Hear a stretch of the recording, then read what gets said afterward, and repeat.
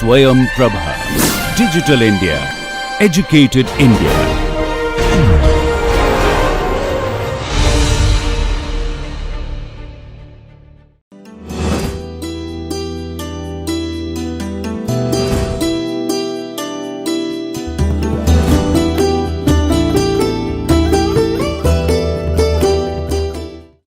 Hello everyone, welcome to the second lecture of VLSI Interconnects course. In today's lecture, we will be studying distributed RC interconnect model. In the previous lecture, we saw various effects in interconnects and how they will be organized in this course. And then we also saw a lumped RC interconnect model where the entire resistance and capacitance of an interconnect was represented by a single lumped element. We saw that this is an inaccurate, but still it gives us an estimate of the delay. And when we computed this delay for some typical values of interconnect, we saw that this RC interconnect delay is comparable to the time period at high frequencies. So therefore, a very thorough investigation of this RC interconnect delay is required. In this lecture, we will be developing a more accurate model of RC interconnect, which is the distributed interconnect resistance capacitance interconnect model. We will derive the equations governing the voltages and currents on interconnect. So, as I had said, this is a pen and paper course. So, I would request you to get your notes ready and as we proceed derive along with me.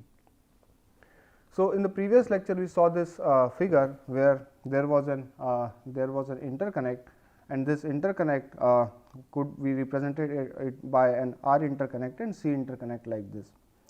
We had, for this RC interconnect, we know what is V out. V out is simply 1 minus e to the power t by R interconnect into C interconnect ut. So, for this simple lumped case, we can see that you can represent the delay for this RC interconnect by R interconnect into C interconnect. So, this is simple and straightforward. Now, in getting this R interconnect and C interconnect, what was the values that we had taken? So, we had taken if rho was your resistivity, then rho into the length of your interconnect, divided by the W into H. So, that was your resistance of the interconnect. So, I could separate this part as rho as rho into W by H multiplied by L, and similarly I can do this for capacitance also, that I can write it epsilon naught epsilon R into W by D into the length. So, higher is the length of your interconnect, more is the resistance, and similarly more is the length of your interconnect, more is your capacitance.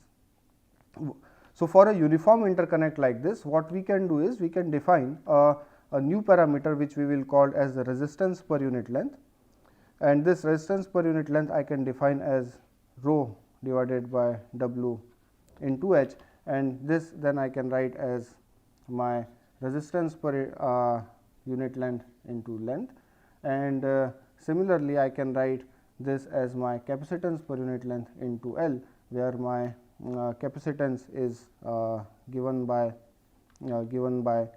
epsilon naught epsilon R W by D. Note here the units of this are ohms per meter and this capacitance is farad per meter. So, in this subsequent part of this lecture, when I am not using any subscript for R and C, what I mean is an interconnect resistance per unit length and capacitance per unit length. So, even though I am not giving any new notation, this R without any subscript would refer to per unit length quantities. Now, if I have this R and C, what actually happens in this interconnect is that there is this resistance which is distributed throughout the length of your interconnect, and then there is capacitance that is also distributed. So, it is not like that you have a resistance and then there you have a capacitance. There is resistance distributed and capacitance distributed throughout the length. To model it, what we will have to do is we will have to model your interconnect with a distributed resistance capacitance model. So, what we do is we take the suppose the length of your interconnect is L, small l. At some distance x, you have a voltage Vx and Ix that we will look into in a short while. What we do is that we divide this interconnect resistance as R into delta x. So, these are like small infinitesimal segments, small segments like this.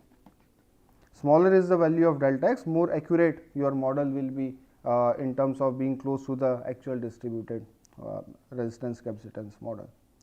So, what happens is that we now want to solve the equations along an interconnect like this. So, at a point at a length say along x here. So, the voltage is V of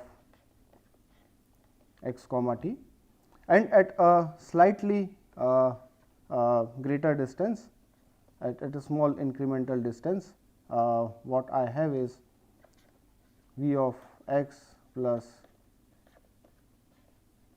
delta x t. Similarly, the current flowing through this I can write as I of x comma t, and the current flowing here is I can write as I of x plus delta x comma t, right, and then there will be some current flowing through this as well. So, for this let us derive the equations governing the voltage. So, the equations governing the voltage V of x t and the current I of x t. Let us solve these solve for these voltage and currents along this interconnect, and then what we will do is we will apply the limit delta x tends to 0 later on to get the we will apply this limit to get the exact accurate equation governing the behavior of voltage and current along the interconnect. So, what we have is the following. So, you can look at this. So, this is the same figure, I have just written it here again. So, if I look at this this segment here, my voltage at this point V of x plus delta x, voltage at this point V of x plus delta x of t would be equal to V of x t minus whatever is the potential drop across this resistor. So, across this resistor my potential drop is I of x t into R into delta x. So, what is the resistance of this small segment? R into delta x. Recall, R is the resistance per unit length. Similarly, capacitance is capacitance per unit length. So, to get the capacitance value for this infinitesimal section, you have to multiply it by delta x. So, you write it and you will get an equation simple like this. Let us number this as equation 1.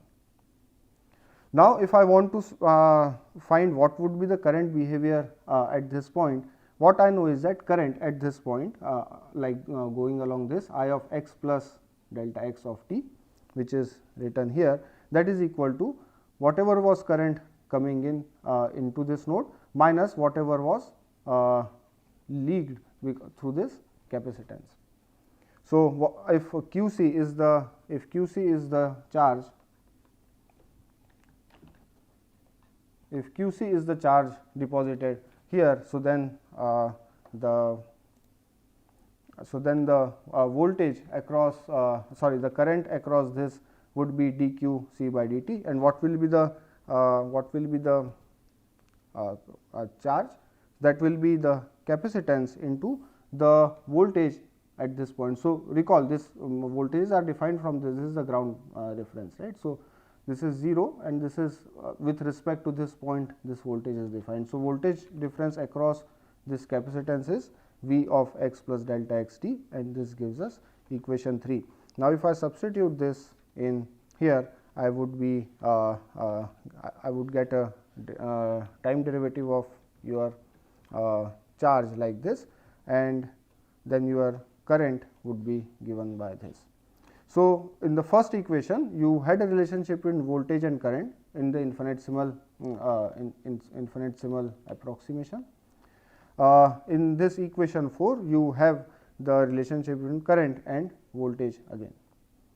Now, this equation 1 and 4 can be written like this. So, from equation 1, so this is from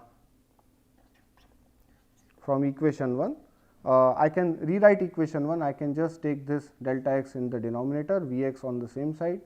So, I would be getting an equation like this. Similarly, equation 4 can be written like this, right. So, in this in the form of a fraction here. Now, the interesting thing is that when you apply the limit delta x going to 0, in that case this can be reproduced or replaced by a partial derivative. So, recall that this is a function of x and t, you are differentiating it only with respect to x here. So, you are when you apply this limit, equation number 5 gives you this, and equation number 6 gives you this. Now, you can see that there is we have a pair of differential equations which relate the voltage and current along the interconnect. However, to solve this, we will have to separate the variables here. So, this is a coupled system of equations where V is dependent on current and then the derivative of current is dependent on voltage. So, what we will do is we will decouple V and I in these above equations. So, when we do that, how do we do that? I will just take derivative of, so I will just take derivative d by del x of equation number 7. So, if I take the derivative of this equation, I have a double partial derivative with respect to x, and that is equal to minus r partial derivative of I by x. And so, this value I can get from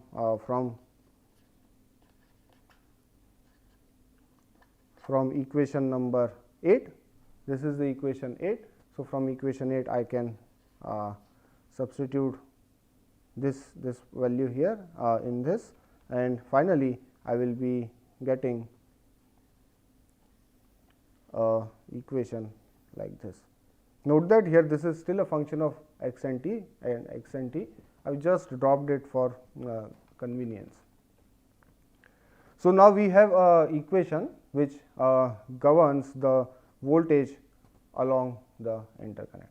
Similarly, in this equation I could have eliminated the time derivative of voltage, and once I do that, then I can once I do that, I will get an equation like this. So, I leave it for you to show that the current would be also be governed by an equation like this. Now, these equations are the diffusion equations. If you are familiar with the form of these equations, these are the diffusion equations. So, what it means is that the voltage along an interconnect propagates and with a diffusion phenomena. So, when you have an interconnect like this and you apply a voltage at this point, at a point here, it slowly diffuses along the length of your interconnect. So, what it means is this. So, this is my interconnect, its length is suppose L. So, V I is the voltage I have applied here. So, at a time t1 less than t2, my voltage along my interconnect would be something like this, and then as my time increases,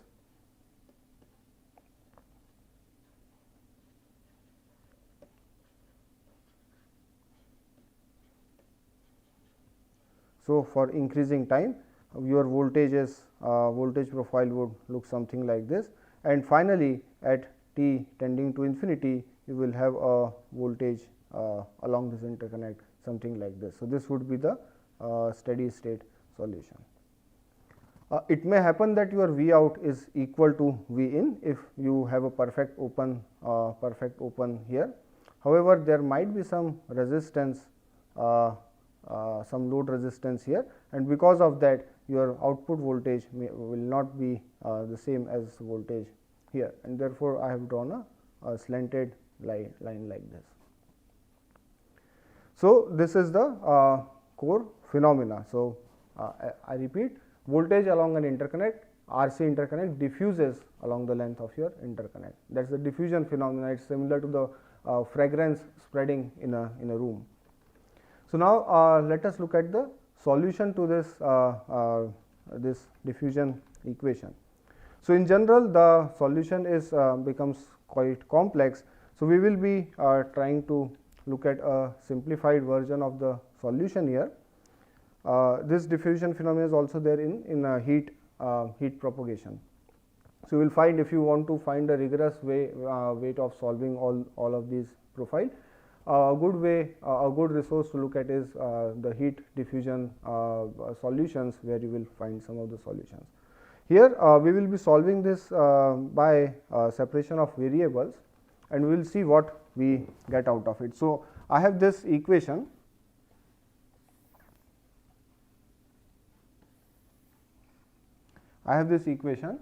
And we want to solve it by separation of variables. So, under separation of variables, what we do? We assume that the V x of t is a product of two functions, f of x and g of t. Here f of x is only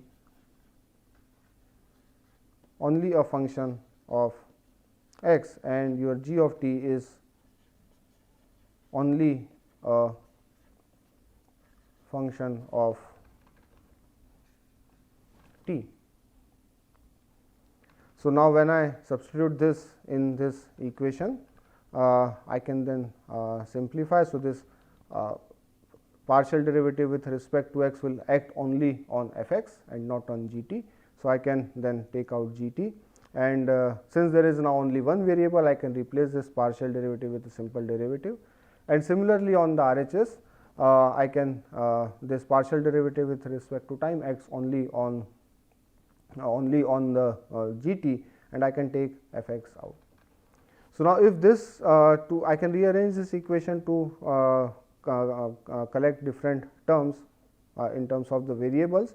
So, if I bring all the functions of x here, so these are all functions of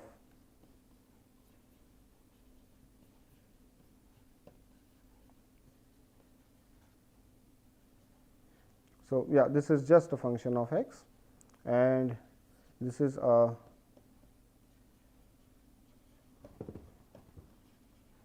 function of t. So, if this has to be equal for all x and t, the only way possible is that both these are equal to a constant which I have named as k. Constant. So, then I have two sets of equations. First I get from here, that is d 2 f by dx square minus k into f is equal to 0, and the second set of equation which I get from here, which is dg by dt minus k by r c into g is equal to 0. Now, we need to solve this, but we need to solve it under boundary conditions. So, before we solve it, we need to see what are the boundary conditions. So, whatever method you take for solving it, boundary conditions are going to be important. So, let us look at the boundary conditions. There are two variables t and x. So, at the extremes of both these t and x variables, we will have certain boundary conditions. So, let us take the first case when t is going to infinity, that is the steady state case. Finally, when after a lot of time has elapsed, what are the voltages? So, if you have a interconnect connected to some load resistance R L, something like this, what will happen at t is equal to infinity, at x is equal to 0. So, this is x is equal to 0. What you have is V I, that is the input voltage which you have applied here. Then at V of L at infinity, that will be equal to V out. This will be equal to V out. Now, your V out might not be equal to V in. So, in a steady state case, how that would be related? So, your V out would be the current that flows through it, or I can write it like this: V I minus whatever is the total current into the interconnect resistance. So, interconnect resistance is R into L. My interconnect resistance is R, and capacitance per unit length is C.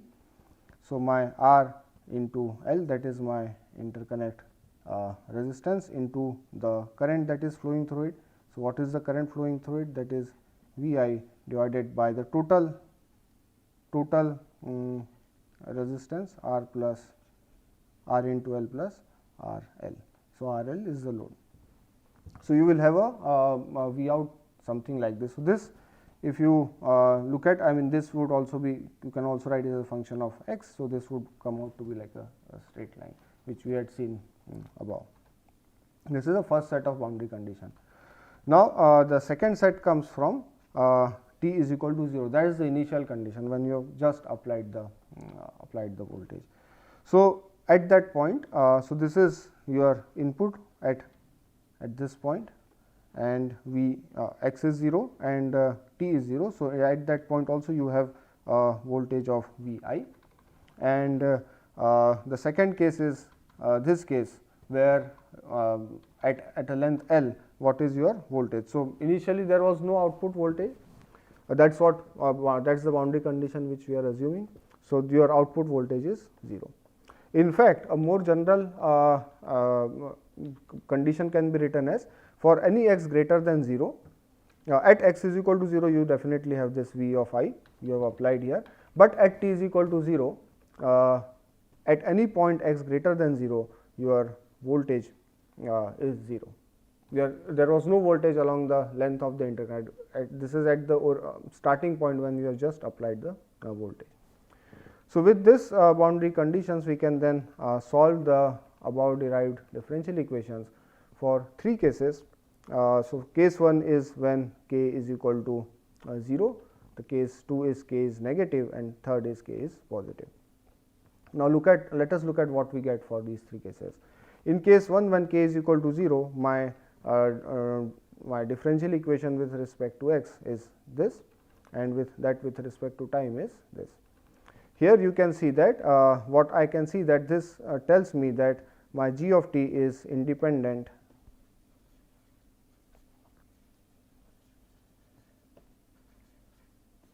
of time, and my f x is a straight line like this: a prime x plus b prime. A prime and b prime are some constants.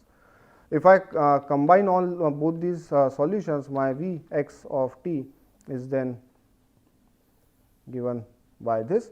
Again, this is independent of time. So, this you would get in sort of steady state, where there is your solution is now not dependent on time, that is a steady state that it has finally reached. So, this is called the steady state solution, and that is why I am replacing this k 2 into a prime and k 2 into b prime by two constants a s s and b s s. This is to represent this as the steady state.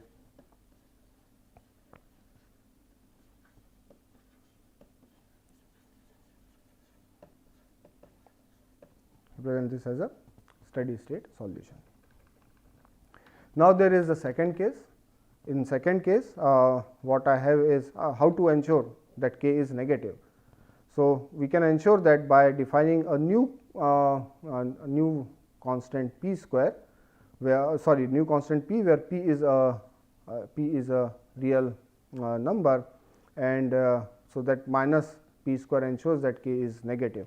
Now, if I substitute that there in my equation, I get something like this, and these two sets of equations, and then I can solve these to get a solution like this. So, my f x would be given by this, and my g t now is dependent on time. Here you can see that as t tends to infinity, this term this term would not, as t tends to infinity, this term will not be, this term will be going away in the steady state case. So, what I have is finally, if I compile these two together, my V x of t is given by finally an expression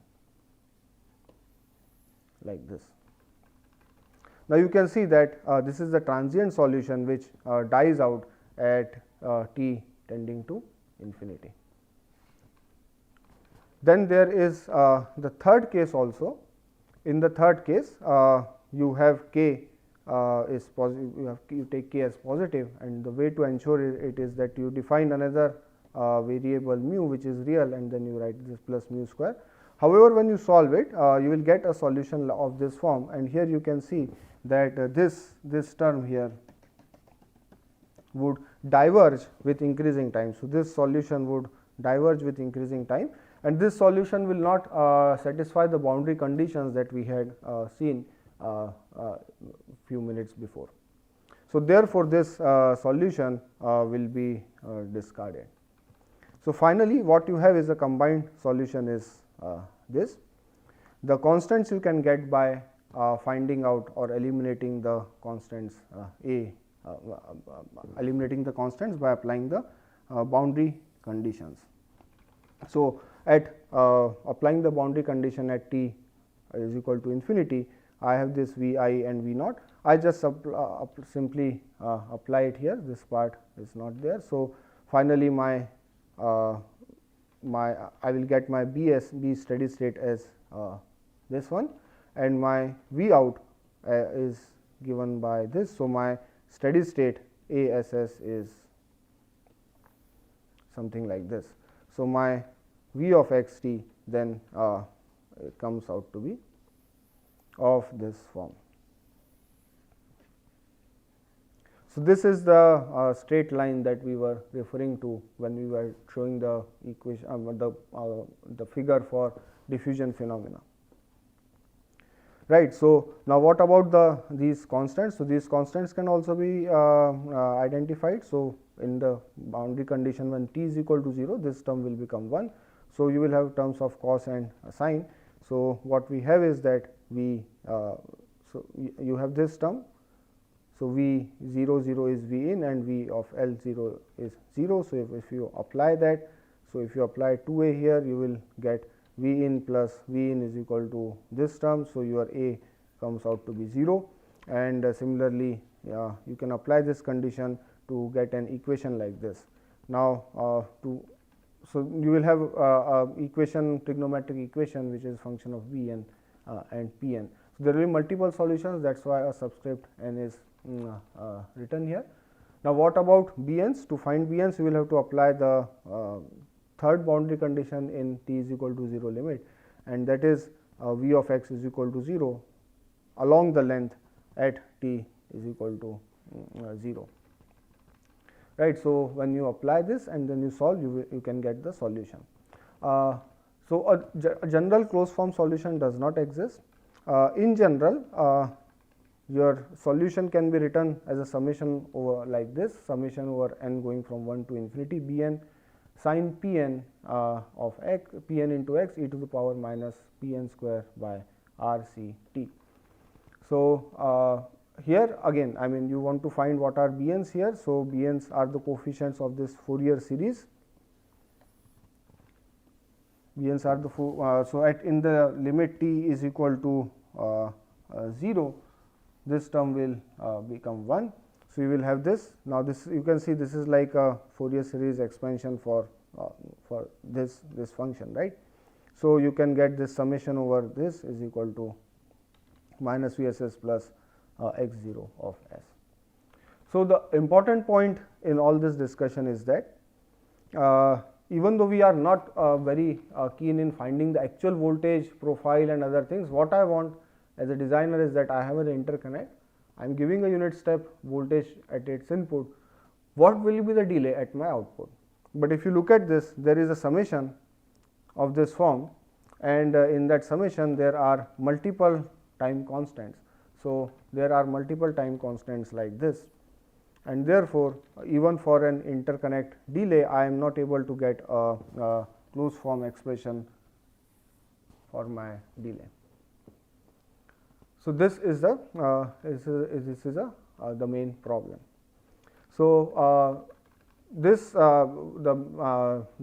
theory which I covered in this lecture can be found in an old paper from 1962. The name of the paper does not indicate that it is related to interconnects, but the name is tapered distributed filters. But if you look at the summary, it says that the distributed network has been prompted by the trends in electronic equipments towards smaller and smaller physical structures. So, here there is a distributed RC network, and this is the schematic which they have shown. So, they have drawn a capacitance distributed throughout the resistance. In this paper, if you look at the solution, so your voltage is given by this A plus T into X. Here X is a function of space X, T is a function of T time. A is the steady state solution which we had, and we had a similar solution here. Here there is a additional factor of e to the power alpha x by 2 that corresponds to the taper which they have considered. We have not considered any taper, we have considered uniform interconnect. So, here also you can see that your final solution will be V out by V in would be something like this. There is a summation here and no closed form expression exists. So, for an untapered case, letting A is equal to 0, we would be getting something like this. There is a term of RC here, but then there are these other terms which depend on N. So, the main point is that there is no closed form expression for finite closed form expression for a delay like this, and that creates a problem. So, to summarize, we have today seen the diffusion equation which governs the voltage and currents along the length of your interconnect. We saw that no closed form solution exists, and no closed form solution exists for the voltage and currents and also for the delay. However, in many practical cases we will require a closed form solution to which will be required to incorporate the interconnect delay into our designs.